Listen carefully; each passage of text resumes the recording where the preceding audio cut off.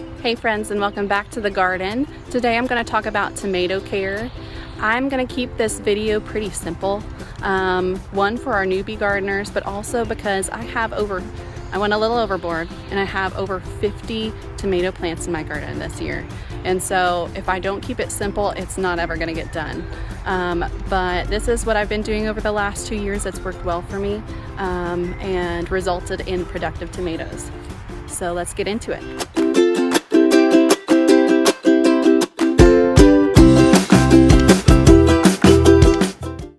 This is just a quick overview of what I'm going to be covering the rest of the video, as well as what I consider to be the basics of tomato care. So first off, planting for root growth. 2, spacing and location for sunlight and airflow. 3, trellising for support. 4, pruning for protection. And 5, feeding for production. So we're going to start at the beginning with planting and spacing. Some of this information is just going to be a repeat from the information I shared on my tomato trellis tutorial. So I'll just try to keep that to a minimum and spare all the details. But if you want more in depth, then you can watch that, and I will link that at the end of this video. But as far as planting this year, I did plant all of my tomatoes horizontally. And the purpose for that is to develop vertical roots and a more intricate root system to help absorb nutrients. And the way that works is that tomato plants have these little hairs on their stems that become roots when buried into the soil.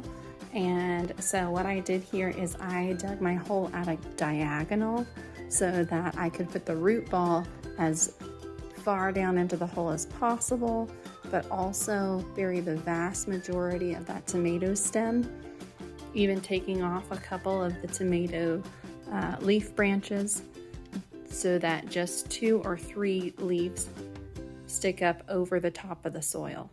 As you can see, I also supplemented each of my tomato plants with compost, Epsom salts, and bone meal, and this was just to give my seedlings an extra boost. Last year I did just use compost and it did fantastic for me. I did have more vigorous tomato plants, but I do believe that it did make a difference in the amount of blossoms I'm getting this year. Far exceeds what I had last year. As important as I think all of these factors I listed earlier are, the success of your tomato plants directly hinges on location and spacing. Tomatoes require 6 to 8 hours of sunlight daily to grow and develop. So first, finding a location that can supply this is of highest importance. If planting a lot of tomato plants together like I am, spacing is equally important, as this will dictate how much sunlight and airflow each individual plant receives. Generally, tomato plants need room to sprawl. However, with the trellising method I use to plant intensively, I've been able to get by with as little as 12 to 18 inches between plants. This is my setup from this year. Here I've offset my plants by 18 inches in each direction in a zigzag pattern to fit as many plants as possible without sacrificing the overall health and development of each individual plant. So you may have already seen, but I have another video on trellising your tomatoes, and this is just the most cost effective for us with so many tomato plants and trying to keep them in such a small space. But you don't have to go this method, but certainly you need a way of staking your tomato plants. Otherwise they're going to get floppy, fall over, break their stems, and this is just one of the best ways I've found to do that, because a lot of those tomato cages just aren't tall enough. And just for reference, indeterminate tomato plants do typically get as tall as 7 to 8 feet, if not taller. And so I did build my trellis accordingly. This trellising method, called the string method, is also what allows me to plant so intensively in a small space. Regardless of the type of support you use, the idea is just to keep your tomato plants off the ground where they are more prone to disease and to keep the stems holding your tomatoes from breaking.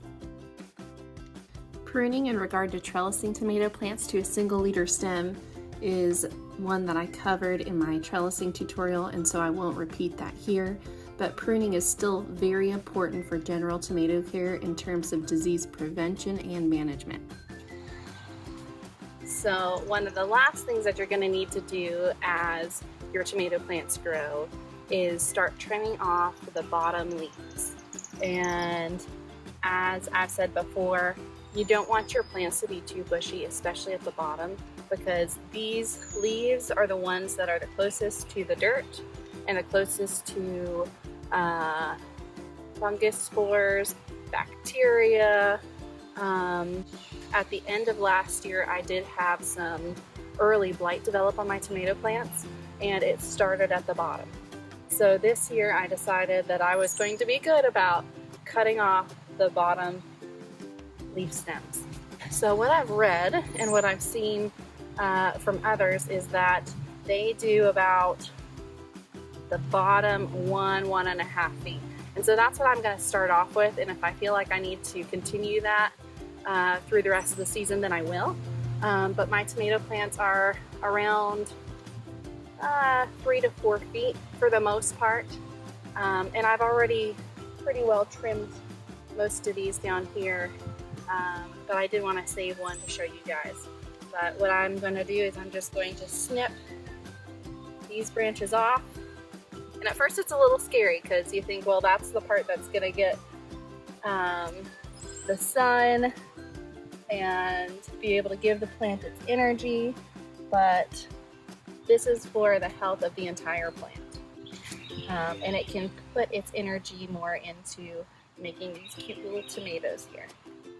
So we had a lot of rain this last week, and I felt the need to get out here and do this as soon as possible. You do want to prune your tomato plants when it's not in direct sunlight, and I'm getting pretty close to that right now, because you don't really want to dry out the stem. It's going to have a little bit of a shock value to it, so baby them a little bit. Usually early morning, late afternoon is going to be best. I don't always follow the rules though. Sometimes I just do what's convenient. So, but that's it. You will see that some of your tomato plants will have leaves that kind of go downward, especially like the Brandywine tomatoes. They can be bad for that. And so for those ones, sometimes I'll actually prune up higher than, well, today I pruned up higher than the first 1.5 feet. I did more like 2, just to be safe. But it is that simple, and I do believe that it's gonna be a game changer this year as far as my tomatoes and their overall health. So this is just a quick overview of my tomatoes after pruning. As you can see, they're all about a foot and a half, and I will probably do more as they grow, but I didn't want to cut off more than about 1/3 of their overall branches. Although if I see disease, I will go for it even more than 1/3, which is not recommended, but I do have one that I did that with, and it's doing fantastic. So I'm here in my garden and am noticing that this plant is taken over with tiny little rusty spots. And I looked it up, and it looks like this is leaf spot. Several of my plants in here have, I'd say probably 1/3 of them have at least one full leaf that is covered in it. So I'm going to remove those and then start trying to treat with baking soda spray and see if that works.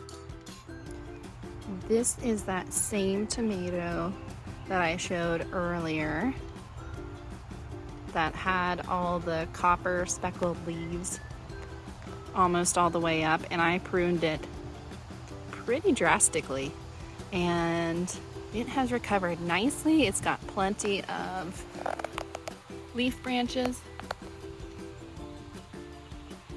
and I don't see any copper spots on these leaves.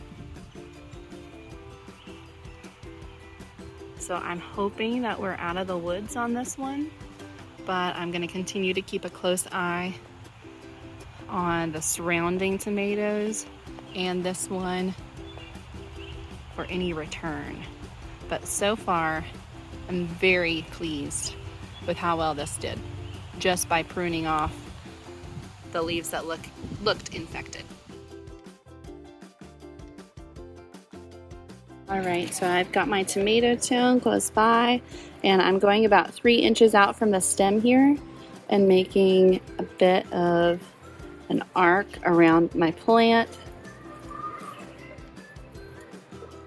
just like that. And then I take my tomato tone, about 1 inch deep is what I'm looking for. This one's a little shy of that, but that's okay. I'll work it in a little. And then I'm putting about 3 tablespoons of the tomato tone around it. And then I just work it in to the soil around.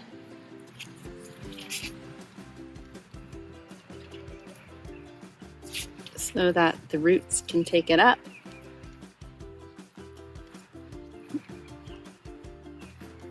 And afterwards, you're supposed to water it in.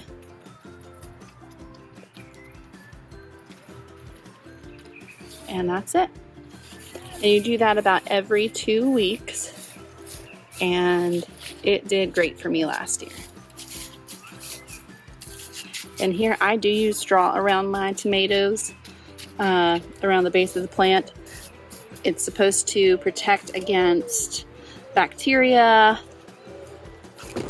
spores, and will also help keep the moisture in my soil. Especially during summer, it gets really hot here, and this seems to do the trick. And that's it. And lastly, but not least, you do want to water your tomato plants at the base of the plant, on the roots, in the soil, not above the plant. I did that last year, and I did get quite a bit of early blight, which I did try to prune off, but if you can avoid it altogether, then you're gonna be ahead of the game. And as a new gardener last year, I did not know that. And so I've learned from last year's experience, water from below. And that's it, guys. I hope you enjoyed it. If you got something out of it, please remember to like and subscribe, and I'll see you next time.